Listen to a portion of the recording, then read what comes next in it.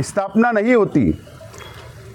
अगर इसके आईओ तपास अधिकारी डिप्टी लेवल के नहीं होंगे, आईपीएस लेवल के नहीं होंगे, तो कई आरोपी ऐसी भागते रहेंगे, पुलिस के हाथ लगेंगे नहीं।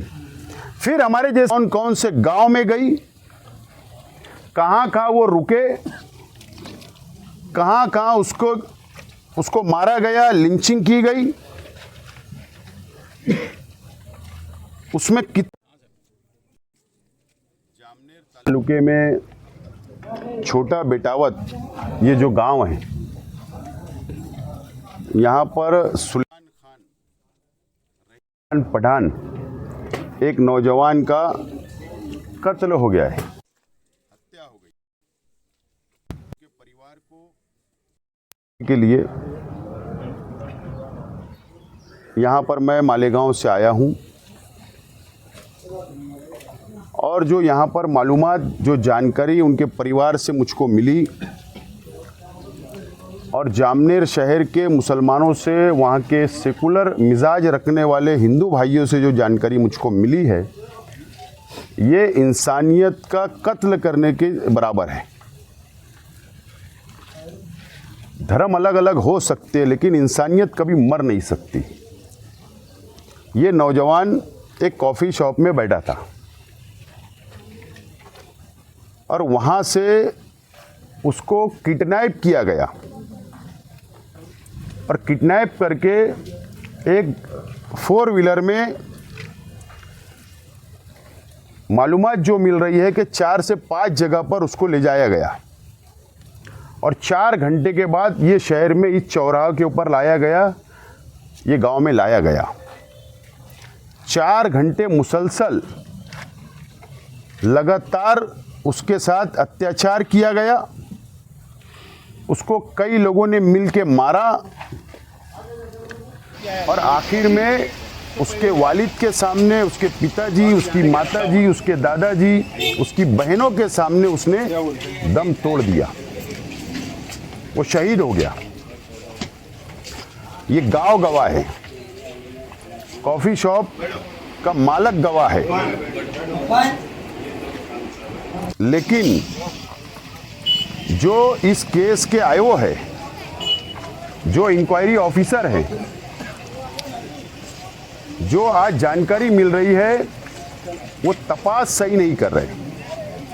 मेरा सवाल है, प्रश्न है, क्या उनके ऊपर राजकीय दबाव है? क्या राजकीय दबाव के अंदर वो ऐसा कर रहे हैं? सवाल तो बहुत है। सवाल नंबर 1 के कॉफ़ी शॉप के मालक को आपने तपास किया, कॉफ़ी शॉप का पंचनामा हुआ, वहाँ के सीसीटीवी कैमरे आसपास के, क्या पुलिस ने उसको जब्त किया?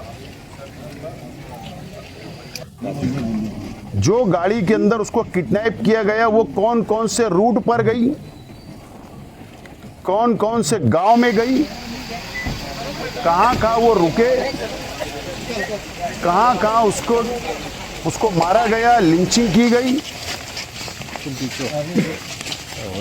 उसमें कितने व्यक्ति शामिल थे? जो सामने आ रहे हैं वो 8 या 9 की बात आ रही है,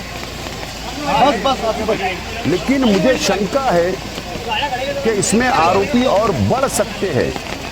अगर 4 घंटा एक नौजवान अगर किसी के ताबे में है, कई लोगों के, तो इससे ज्यादा भी आरोपी इसके अंदर बढ़ सकते हैं।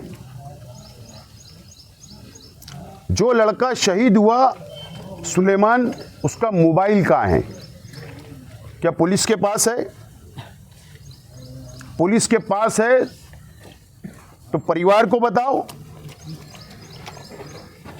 अगर न्याय प्रविष्ट है केस, तो कोर्ट के सामने जब्त किया हुआ मोबाइल रखो लड़के का, या जो आरोपी पकड़े गए उनका मोबाइल कहाँ है? उन्होंने वीडियो तो नहीं बनाई, वो वीडियो कहाँ है? वो मोबाइल कहाँ गया? जो लोग आरोपी है उनका सीडीआर निकाला जाए, किससे वो कांटेक्ट में थे, किसने उनको ये लोकेशन दिया कि कॉफी शॉप में सुलेमान बैठा है? 4 घंटा उनकी किससे बात हुई, उसका CDR आना चाहिए।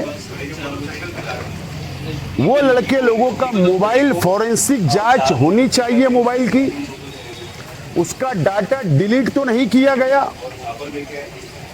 पुरावे नष्ट तो नहीं किए गए। ये तमाम ही इंक्वायरी होना चाहिए, तपास होना चाहिए। अब ये तमाम ही जो सबूत नष्ट किए जाने का जो डर है, शंका है, वो जामनेर पुलिस स्टेशन के PI वो सक्षम अधिकारी नहीं है। इतनी बड़ी घटना के तपास अधिकारी वो नहीं हो सकते।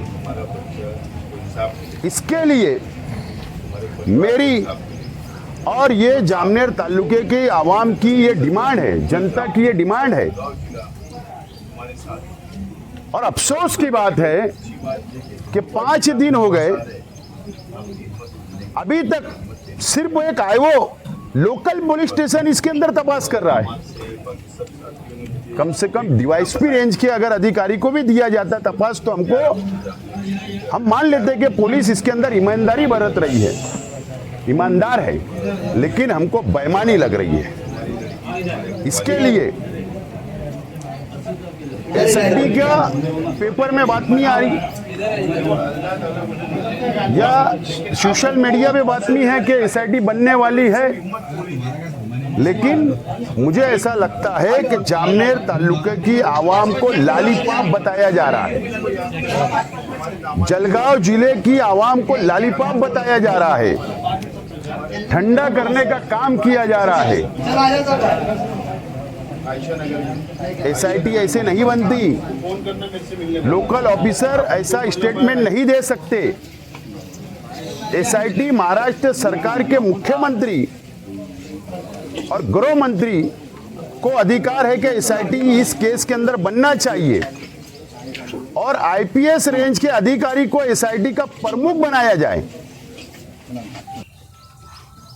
जब जाकर सुलेमान वो नौजवान को इंसाफ मिलेगा, इनके परिवार को इंसाफ मिलेगा।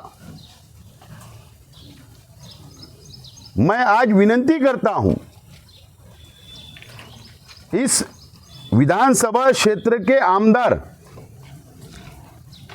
और महाराष्ट्र गवर्नमेंट में मंत्री आदरणीय गिरीश महाजन साहब से कि आपके मतदार संघ की यह घटना है, ये इंसानियत को खत्म करने वाली घटना है। आप थोड़ा इंसानियत को देखते हुए आप खुद डिमांड करो राज्य सरकार से, आप खुद SIT बनाओ, जब जाकर यहां की जनता को इंसाफ मिलेगा। हमारी जरूरत नहीं है, जनता को डिमांड करने की जरूरत नहीं है। स्थानिक आमदार साहब मंत्री भी है, उनके एक पत्र पे SIT बन जाएंगी 1 घंटे में। मेरी विनती है कि वो SIT बनाए, जामनेर तालुके की जनता को इंसाफ मिले, जलगांव जिले की जनता को इंसाफ मिले, यह हमारी डिमांड है। इस बात का भी मैं ऐलान करता हूं कि अगर इसके अंदर नाइंसाफी हुई प्रशासन तरफ से या सरकार तरफ से, तो मैंने अभी परिवार को, उनके रिश्तेदारों को, उनके साथियों को मैंने ऐलान किया हूं कि ये लड़ाई लड़ने के लिए हमारे लिए और भी रास्ते हैं, हमारे लिए बहुत रास्ते हैं। हम जो लीगल रास्ता होगा, जो कायदेशीर रास्ता होगा, यहाँ के पंच कमेटी जो लीगल कदम उठाएगी, जो लड़ाई लड़ेगी, मैं और मेरा शहर इनके साथ खड़ा रहेगा और हर तरीके से खड़ा रहेगा। तन मन धन सब तरीके से हम खड़ा रहेंगे। ज़रूरत पड़ेगी तो ये लड़ाई मुंबई हाईकोर्ट तक, औरंगाबाद हाईकोर्ट तक या सुप्रीम कोर्ट तक जाना पड़े, वहाँ तक हम जाएंगे और दूसरे किसी लड़के के साथ सुलेमान जैसा हादसा नहीं होना चाहिए, इसके लिए लड़ाई को लड़ना ज़रूरी है।